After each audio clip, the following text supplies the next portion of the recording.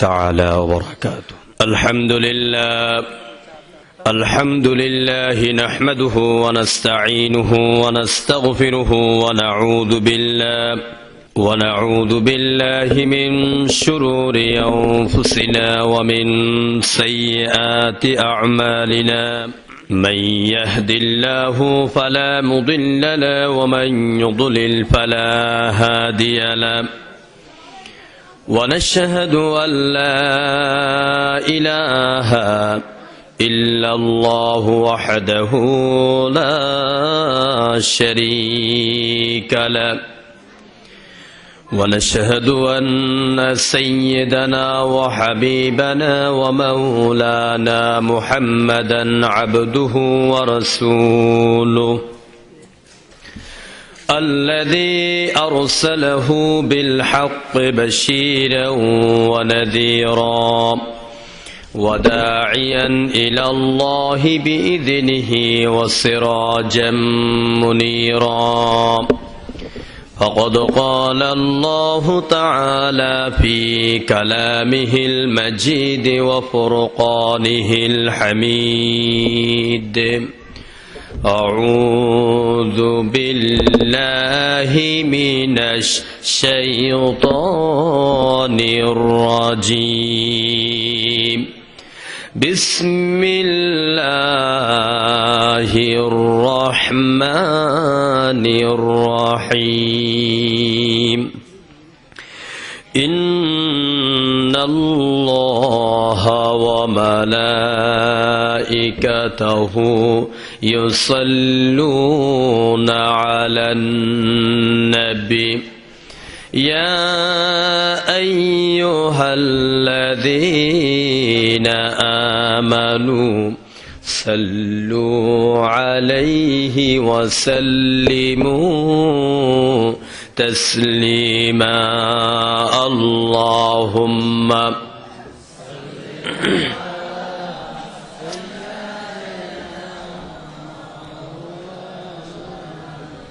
মন আমার কাঁদে রে,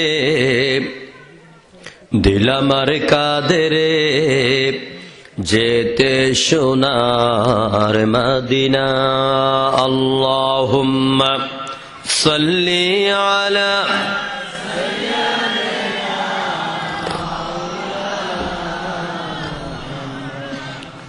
যখনই হৃদয়ের মাঝে নবী সরে গো তোমারে,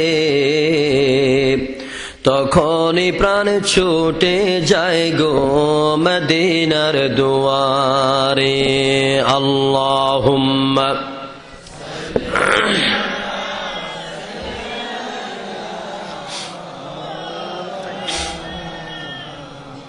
وعلى آل سيدنا بلغ العلا بكماله كشف الدجى بجماله حسنت جميع خصاله صلوا عليه. مشرق حب محمد مطلع ديوان ما مطلع خورشید شقاش سینه سوزان ما بلغ العلا بكماله كشف الدجى بجماله حسنت جميع خصاله صلوا عليه. দিনদার ইমানদার মুসলমান ভাইয়েরা, পর্দার অন্তরালের শ্রদ্ধেয়া সম্মানিতা মা এবং বোনেরা, আসসালামু আলাইকুম ওয়া রাহমাতুল্লাহি তাআলা ওয়া বারাকাতুহু। আমরা মাহফিলের শুরুতে কালেমাতুশ শুকর আদায় করছি। আমরা কৃতজ্ঞতা জানাচ্ছি আমাদের মুনিব, আমাদের মালিক, যিনি দয়া করে মেহেরবানি করে আজকের এই সুন্দর বিশাল ইন্তজাম করার তৌফিক এনায়েত করেছেন, যিনি দয়া করে আমাদেরকে আজকের মাহফিলে আসার তৌফিক দিয়েছেন, যিনি এক ঝাঁক তরুণদের কলিজার ভিতরে কোরআনের মুহাব্বত জাগ্রত করেছেন। আমরা সে মহামনিব, আমাদের মালিক, যিনি আকাশের মালিক, যিনি জমিনের মালিক, যিনি হায়াতের মালিক, যিনি মৌতের মালিক, যিনি সুখ দুঃখের মালিক, বলুন তো তিনি কে? প্রশংসা কার জন্য হবে? আমরা আমাদের জবান খুলে অন্তরের অন্তঃস্থল থেকে, হৃদয়ের গহীন ভাগ থেকে, চতুর্দিকের দেয়ালগুলিকে প্রকম্পিত করে, আকাশ বাতাসকে মুখরিত করে চিৎকার মেরে মনিবের দরবারে কালেমাত ও শুকর আদায় করছি। আমরা বলছি আলহামদুলিল্লাহ।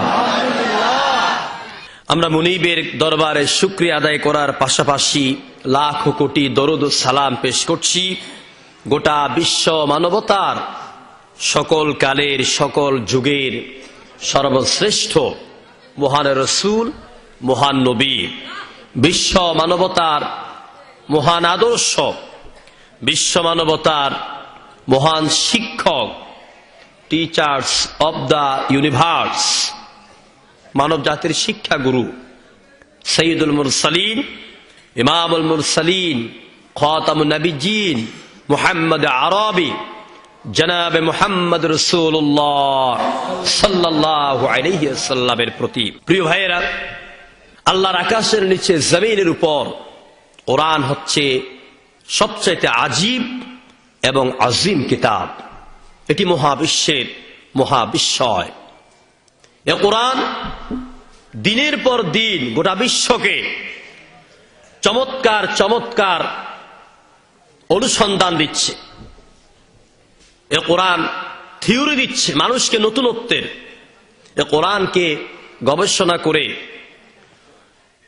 অমুসলিমেরা কোথায় চলে গেল? চলে গেল মঙ্গল গ্রহে। খেলার ময়দান তৈরি করা হচ্ছে, মানুষের বসবাসের উপযোগী জায়গা তৈরি করা হচ্ছে।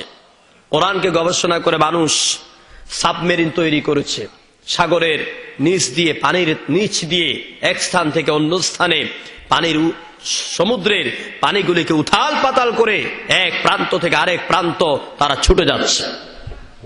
কোরআনুল কারীম হচ্ছে বিজ্ঞানের প্রাণ কেন্দ্র। জোরে বলেন আলহামদুলিল্লাহ। কোরআনের সাথে বিজ্ঞানের নো কন্ট্রাডিকশন, কোনো সংঘর্ষ নাই। কারণ কোরআন হচ্ছে বিজ্ঞানময় কিতাব, কোরআন হচ্ছে বিজ্ঞানের প্রাণ কেন্দ্র, কোরআনটা হচ্ছে বিজ্ঞানের কিতাব। জোরে বলেন সুবহানাল্লাহ। আল্লাহ বলছেন ইয়াসিন ওয়াল কুরআনিল হাকীম। ইয়াসিন হরফে মুকাত্তাআত, ওয়াল কুরআনিল হাকীম, এটা বিজ্ঞানময় কিতাব। বিজ্ঞানময় কিতাবের কসম করে আল্লাহ পাক বলছেন। কোরআনুল কারীম আল্লাহ তাআলা কেন দিয়েছেন, কি জন্য দিয়েছেন? এই কোরআনকে আগে বুঝতে হবে, তারপর অন্য ওয়াজ। ঠিক কিনা বলেন?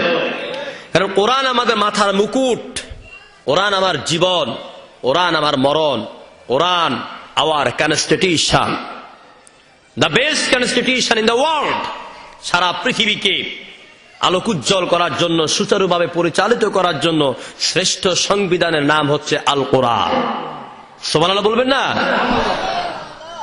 দুর্ভাগ্য, দুর্ভাগ্য আমাদের মতন অনেক আলেম, তথাকথিত এক শ্রেণীর আলেমেরা, ফকির দরবেশেরা, তারা এই কোরআনকে বানাইছে তাবিজের কিতাব।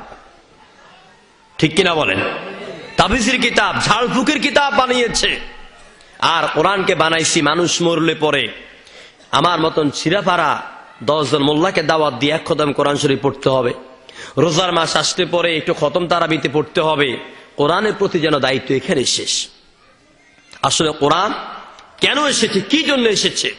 কোরআন তো সেই কিতাব, যেই কিতাবের সমতুল্য কোন কিতাব আল্লাহর আকাশের নিচে জমিনের উপর আর একটাও নাই। আমার ভাইয়েরা, আমি আপনাদের কলিজার ভিতরে এই কথাটুকুন বিনয়ের সাথে ঢুকিয়ে দিতে চাই, ত্রিপিটক, বেদ, বাইবেল, জিন্দা বেস্তা, উপনিষদ, দুনিয়ার সব কিতাব যদি একবার নয়, দুইবার নয়, আপনি 1000 বার খতম দেন, আল্লাহর কসম করে বলতে পারি আপনার আমল নামার ভিতরে একটা আমল কোনোদিন লেখা হবে না। কিন্তু কোরআনুল কারীমের যদি একটি হরফ আপনি তেলাওয়াত করেন, তাহলে বিশ্বনবী রাহমাতুল লিল আলামিন জনাবে মুহাম্মদ রাসূলুল্লাহ সাল্লাল্লাহু আলাইহি ওয়াসাল্লাম বলেছেন, একটি হরফ তেলাওয়াতের বিনিময়ে আমল নামার ভিতরে আল্লাহ পাক 10টি করে নেকি লিখে দেন।